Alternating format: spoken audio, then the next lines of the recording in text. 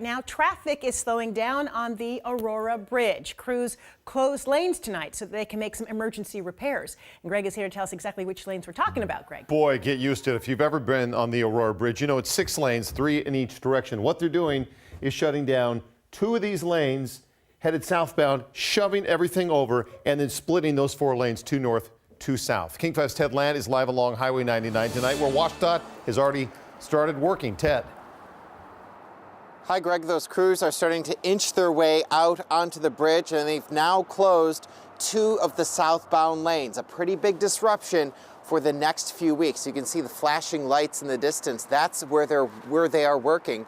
By tomorrow morning, all of the traffic on the bridge will be squeezed into 2 northbound lanes and 2 southbound lanes. The entire bridge won't reopen for about 10 days. Get ready for a big disruption on the Aurora Bridge. This is one project that's an absolute must. It's going to have an impact, but it's a safety question, so we don't have a choice.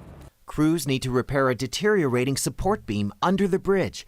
They just found the damage during a recent inspection and say this fix cannot wait. We caught this very soon, we think, and as long as we address it now, we shouldn't have any problems. The impromptu project highlights what is a widespread issue on the nation's roadways. In its most recent report, the American Road and Transportation Builders Association listed several major Washington bridges considered structurally deficient, meaning they should be monitored and fixed. In April, WashDOT listed the I-5 crossing over Jackson Street in Seattle's International District Chinatown as being in poor condition and said it's a priority for rehabilitation. Just because a bridge is listed as poor does not mean it's unsafe to drive on or it's about to collapse. It does mean it should be at the top of the to-do list when it comes to repairs. The state says contract work is complete on the I-90 crossing on Lake Washington, another set of bridges which was listed as poor. WashDOT warns its estimate for a 10-day lane closure on the Aurora Bridge could change once crews get underneath the roadway and have a closer look. Okay, so if crews are working under the bridge, why do they have to close 2 lanes on the roadway?